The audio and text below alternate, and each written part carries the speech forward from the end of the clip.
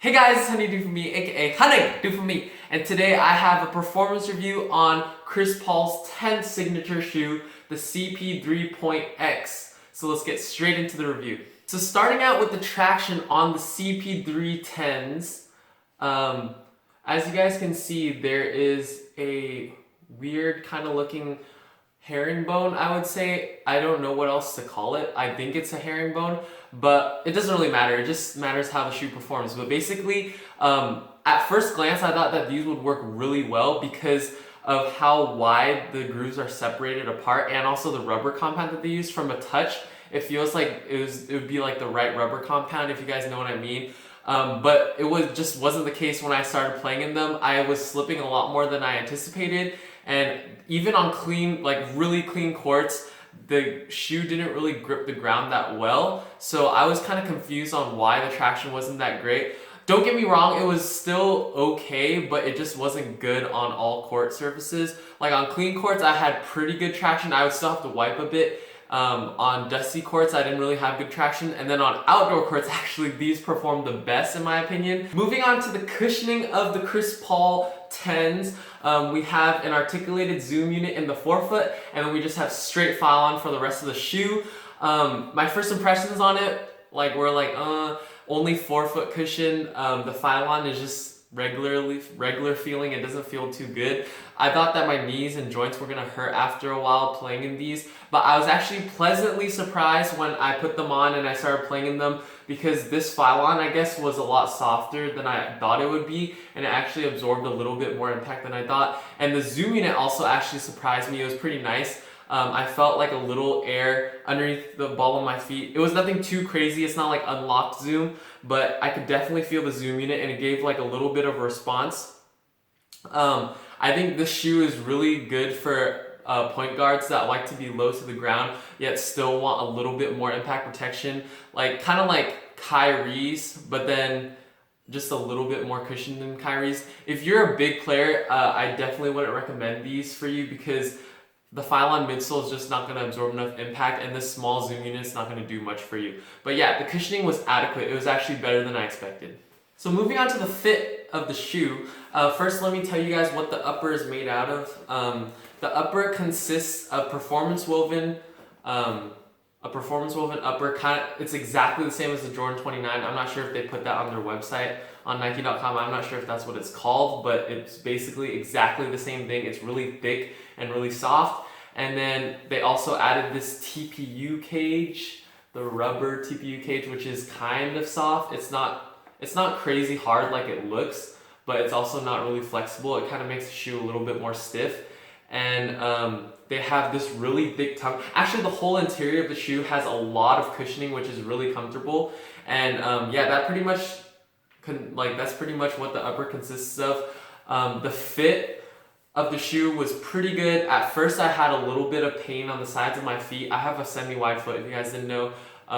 It kind of hurt the sides of my feet. Maybe it's because of this lateral rubber thing, but it hurt the sides of my feet. But after a while, it broke in and it fit pretty nicely. The only two things I would say about the fit is that it's perfect except for the toe. Actually, it's not perfect. I don't know why I said that, but it's really good fit except for the toe box. I felt like there was a little bit of dead space. I think narrow footers maybe can go a half size down, but I would definitely say try these on in store. But for me, I had a little bit of dead space in the toe, and also my heel wasn't contained completely. Like, it was contained, don't get me wrong, but it didn't feel like 100% secure. If you guys know what I'm talking about. Like, that's why I kind of like mid tops more. Like, they don't really help with more ankle support, but they just lock your heel down a lot nicer than low tops usually. Don't get me wrong, there's some low tops that do give nice heel lockdown and they give perfect heel lockdown, but this shoe wasn't one of them. But that could totally be because I either got the wrong size or my foot is just shaped weird. So if you guys try them on in store and you guys have good heel lockdown and you don't feel any dead space in the toe, then I feel like the fit is gonna be perfect for you. I don't know what I just said, but yeah, so that pretty much takes care of the fit. I thought it was good, but it just wasn't perfect.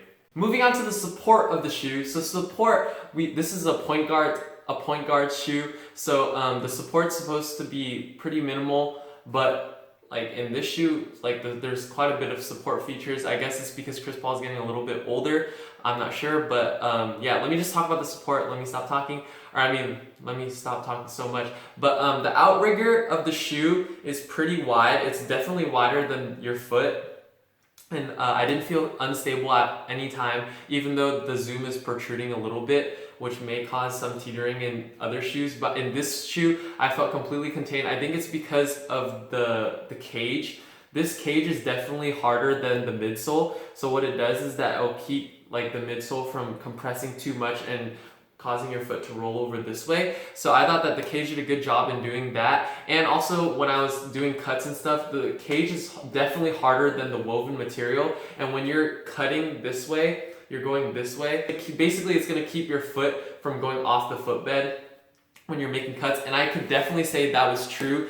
The cage definitely did help for that. And then for the last thing about support, I would say that the heel lockdown was pretty good. It gets the job done definitely. My heel felt pretty contained, but it just wasn't perfect. So support was pretty good on the shoe. I feel like people like point guards, shooting guards, and small forwards will pretty much have enough support in this shoe.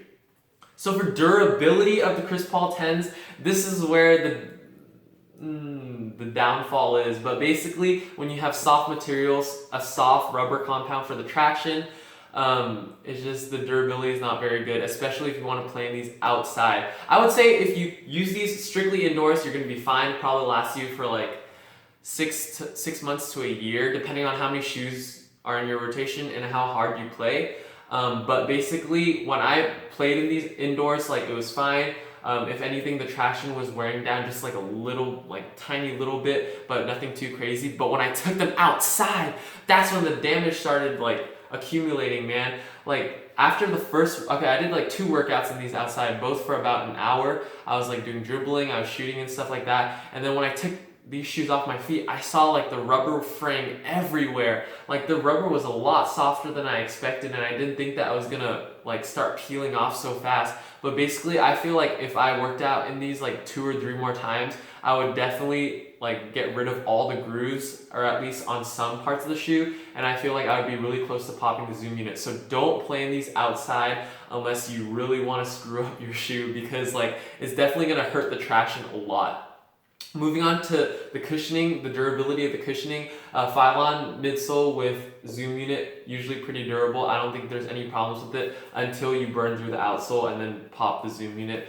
So yeah, cushioning's pretty durable. But the upper, however, if you want to play in these outdoors, the durability of the upper is not going to last. I feel like even indoors, you would be able to rip these if you played in them hard enough for a long enough time, because the materials are so soft, they don't need any break-in time usually.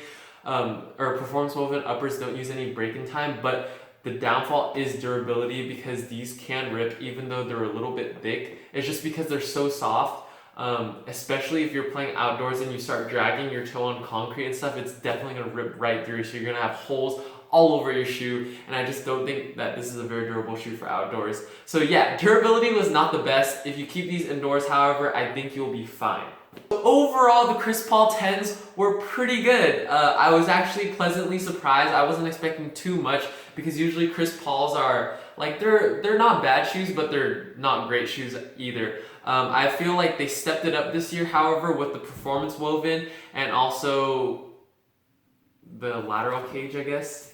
They stepped it up. Other than that, the traction and cushion were probably like exactly the same. The support and the fit maybe were a little bit different than last year's model. But yeah, overall the shoe is pretty good. I feel like it's made for point guards, or it's made for quicker players that want a little bit more support. So I feel like the Kyries are for the super quick players that are like Kyries / Currys. They're for really quick players that don't need much support. They want low to the ground, fast feel. And then on the other side of the spectrum, I guess, these are for bigger guards, I guess, and guards that need more support and also more cushion than the Currys and the Kyries. So I think that this is for, beefier point guards, shooting guards, small forwards. I think that those players are probably going to enjoy it the most. However, that's just my suggestion. I feel like if you try them on in the store and you're like a power forward or a center and you like them, definitely go buy them because I don't think you'll be disappointed. I feel like there's no really major downfall for this shoe other than the durability if you wanted to play in these outdoors. But yeah, for a retail price of $125, I think that they did a pretty good job. They gave you performance woven upper, which is pretty good. The Jordan 29s retail for $225, so that was $100 extra for the same material. So I thought that was pretty good. I feel like you just have to try them on in store, and if you really like them, cop them.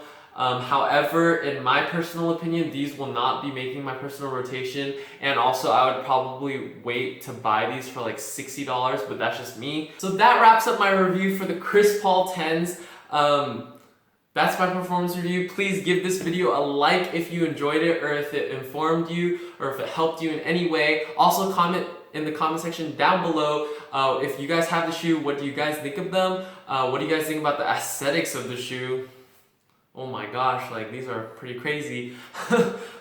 But yeah, so that pretty much wraps up my review. Also, make sure you subscribe to my channel for future performance reviews and other sneaker videos and basketball videos and stuff like that. So yeah, other than that, I don't have anything else to say to you guys. Thank you so much for watching. I'll see you guys in the next video. Peace.